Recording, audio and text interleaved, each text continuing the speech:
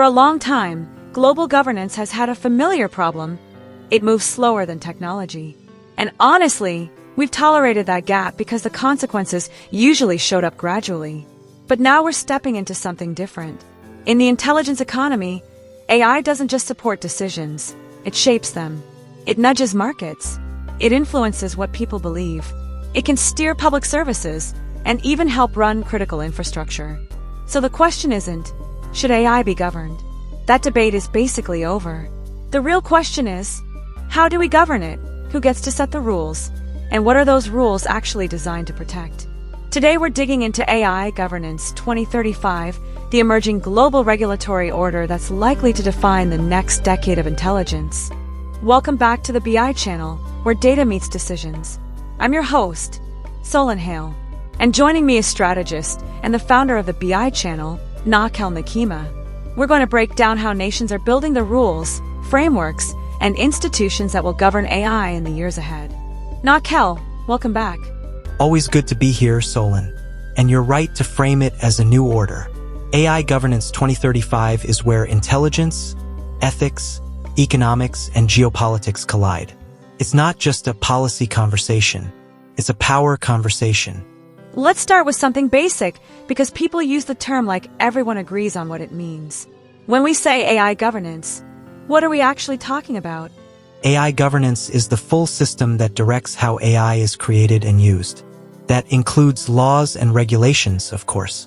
But it also includes standards, oversight bodies, auditing requirements, enforcement mechanisms, and ethical principles. And here's the key point. Governance isn't just a list of restrictions. It's the architecture of trust. It's the blueprint that tells society, businesses, and governments. This is how the system will behave, and this is what happens if it harms people. So it's bigger than compliance. It's the foundation that makes responsible intelligence possible. Exactly.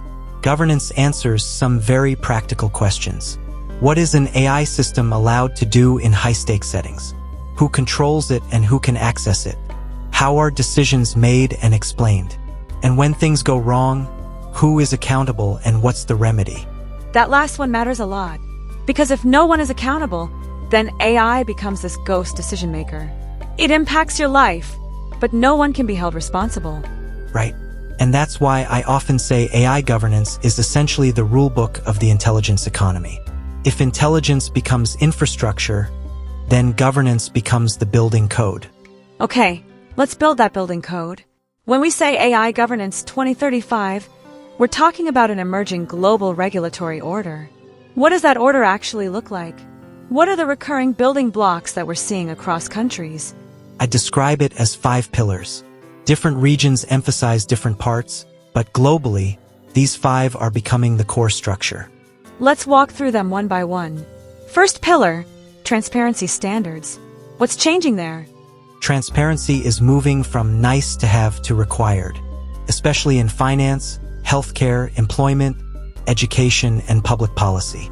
The expectation becomes, if an AI system denies a loan, recommends a medical pathway, flags a person for investigation, or ranks someone for a job, it needs to provide an explanation that's meaningful to humans. Not every model can open itself like a textbook, but governance pushes for traceability. Documentation, data lineage, model cards, decision logs, and disclosure about limitations. So transparency isn't just, tell us your secret sauce. It's, prove that the system is understandable enough to be challenged. Exactly. People need recourse. If AI affects your rights or your opportunities, you should be able to ask, why? And get an answer that isn't a black box shrug. Second pillar, accountability frameworks. This one gets messy fast. When an AI system causes harm, who's responsible? That's the heart of it. Governance is increasingly separating roles. The developer who builds the model, the organization that deploys it, the operator who uses it, and sometimes the data provider. Accountability frameworks define shared responsibility across that chain. It's similar to other industries. If a product fails, you investigate design, manufacturing, and usage. With AI, the challenge is that AI can behave differently depending on context, data drift, user behavior, or malicious manipulation. Which means we didn't mean for it to do that won't be an acceptable answer. right? Because governance is moving toward outcome-based responsibility. If you deploy high-impact AI, you're accepting a duty of care, monitoring, auditing, incident reporting, and corrective action. Third pillar, ethical intelligence protocols. This is where people either get inspired or skeptical. What does it mean to embed ethics into AI systems? It means translating values into requirements. Things like fairness, non-discrimination, privacy, accessibility, and respect for human rights become more than corporate slogans. Governance pushes them into measurable obligations. For example, if an AI system is used in hiring, you can't just claim it's fair. You need evidence, bias testing, demographic impact analysis, and processes to mitigate disparities. If it's used in public services, you need protections to prevent exclusion and to ensure people aren't trapped by automated decisions. And ethics also shows up in what a system is not allowed to do, right? Like certain uses becoming off limits. Exactly. In many places, we're seeing constraints on high-risk surveillance, manipulation, and systems that undermine fundamental rights. The specifics vary, but the direction is clear.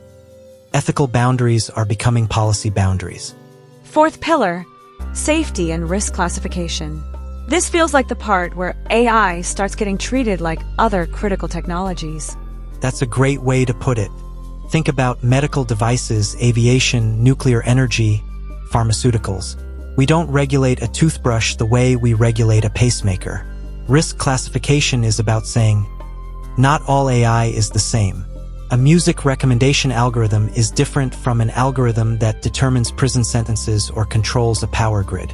So AI systems get categorized based on potential harm. The higher the risk, the stricter the requirements. Pre-deployment testing, third-party audits, cybersecurity requirements, continuous monitoring, and in some cases, licensing or certification. Which also means that move fast and break things becomes less acceptable in high-impact areas. Exactly. In high-impact AI, breaking things can mean breaking lives, institutions, markets, or democratic processes. Fifth pillar, cross-border governance treaties. This is the global layer. Why does AI governance inevitably become international? Because AI systems and data flows don't respect borders. A model can be trained in one region, deployed in another, hosted in a third, and used globally. If each country has incompatible rules, you get fragmentation. Companies struggle to comply, governments struggle to enforce, and the public ends up with uneven protection. So nations negotiate shared principles and interoperable rules. Treaties and agreements start covering things like data transfers, safety benchmarks, incident reporting norms, and coordination around powerful frontier models. So AI Governance 2035 isn't just national regulation. It's a network of national systems, plus alignment mechanisms between them. Exactly. And that network becomes the new global regulatory order. Let's talk power, because everything you just described sounds like governance as protection. But there's another layer, governance as strategy. How does AI governance shape global competition? There are three major shifts happening. First, governance becomes a competitive advantage. Countries with clear, credible rules attract investment. Businesses want stable environments where they know what's allowed, how to bring products to market, and how to earn public trust. And citizens are more likely to accept AI when they believe it's being audited and controlled. So good governance can actually accelerate adoption because it reduces fear and uncertainty. Exactly. The second shift is that ethical leadership turns into geopolitical influence. If your country becomes known as the place that sets the gold standard for responsible AI, other countries start adopting your norms. Your standards become default settings in global markets. And norms are powerful because they outlast individual products or companies. Right. And third, regulatory alignment becomes a strategic asset. We'll see alliances form not only around defense or trade, but around shared AI governance frameworks. If two regions align on audits, transparency, and safety classifications, their AI ecosystems integrate more easily. So governance becomes a kind of soft power, not through force, but through shaping what's considered acceptable. Exactly. Whoever writes the rules often shapes the market. Now, this global order isn't uniform. Different regions have distinct approaches. Let's run through a few regional models and what they prioritize. Sure, and I'll say up front, these are patterns, not stereotypes. Each region has internal variation, but the broad models are useful. Let's start with APAC. What's the model there? APAC tends toward pragmatic governance. The focus is often on enabling innovation while staying adaptive. Rather than locking in rigid rules too early, many APAC jurisdictions favor iterative policy, sandboxes, and quick revisions as the technology evolves. So more of a learn-by-doing approach, with guardrails that adjust over time. Exactly. How about Europe? Europe is the ethical governance model. The strongly rights-based. You see a sharp emphasis on transparency, consent, accountability, and protections tied to human dignity and civil liberties. Europe often pushes the idea that if AI is going to be integrated into society, it must be aligned with fundamental rights from day one. So Europe is basically saying, innovation is welcome, but not at the expense of rights. Exactly. North America. North America, particularly the US, has leaned toward an innovation-first model. There's a strong drive to keep the ecosystem competitive and fast-moving, with governance often developing through sector-specific rules rather than one unified national framework. So instead of one big AI law, you get layers. Finance rules here, healthcare rules there, procurement rules somewhere else. Yes, and sometimes that creates speed and flexibility. But it can also create gaps, especially when AI crosses sectors, which it often does. LATAM. LATAM often expresses a social governance model. There's a strong focus on equity, access, and the public sector role in shaping AI outcomes. In many parts of the region, governance is tightly tied to social development goals, reducing inequality, improving public services, protecting vulnerable communities. So AI governance is framed not just as risk control, but as a social contract. Exactly. And Africa? Africa is where we often see a leapfrog governance model. There's an opportunity to build governance frameworks without being trapped by legacy systems.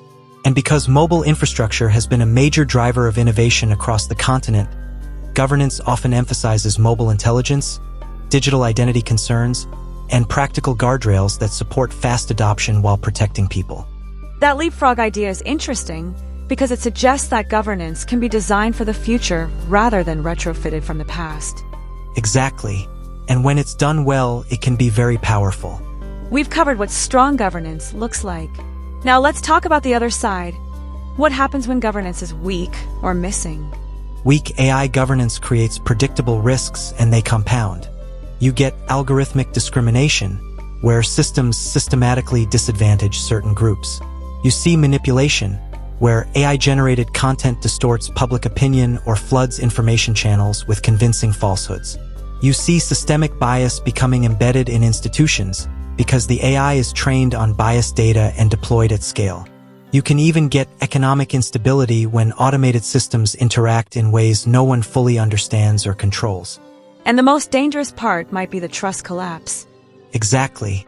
When people stop trusting decision systems, they stop trusting the institutions using them. And that becomes a national vulnerability, because trust is a kind of infrastructure too. When it breaks, everything gets harder. Policy implementation, economic growth, civic stability. So weak governance isn't a neutral choice.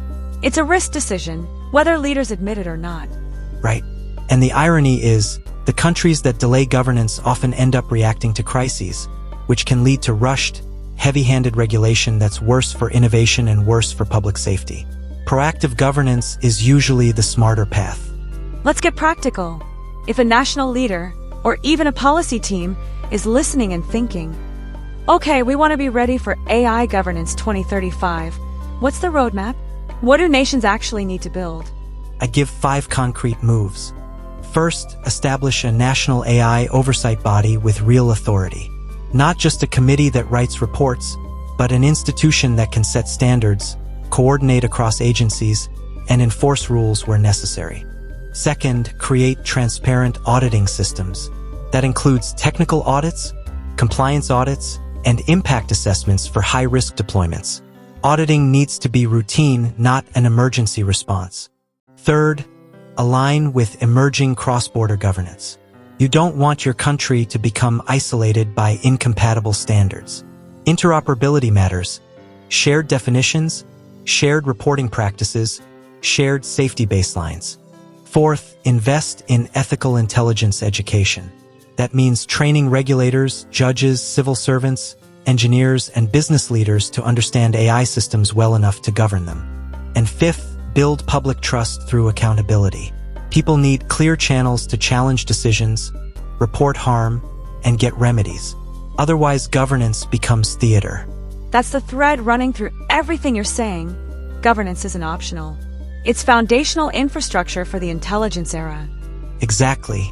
If AI becomes a central capability of economies and states, then governance is what keeps that capability aligned with society, stability, and human outcomes. Let's close with the big picture. AI governance 2035 will shape the next era of global power. Not only because it reduces harm, but because it defines who sets the standards, who earns the world's trust, and who gets to lead in the intelligence economy. The countries that build strong governance frameworks, transparent oversight, ethical protocols, and enforceable accountability will be the ones that attract investment, build legitimacy, and scale intelligence responsibly. The countries that don't may find themselves shaped by forces they can't control. Kel, thanks for joining us. Always a pleasure, Solen. This is one of those topics that will define the decade, and I'm glad we're talking about it early and clearly. And thanks to you for listening to the BI channel, where data meets decisions. If this episode sparked questions for you about transparency, accountability, or how AI governance will affect your industry, keep that curiosity close. The rules are being written right now, and the future will belong to the people who understand them.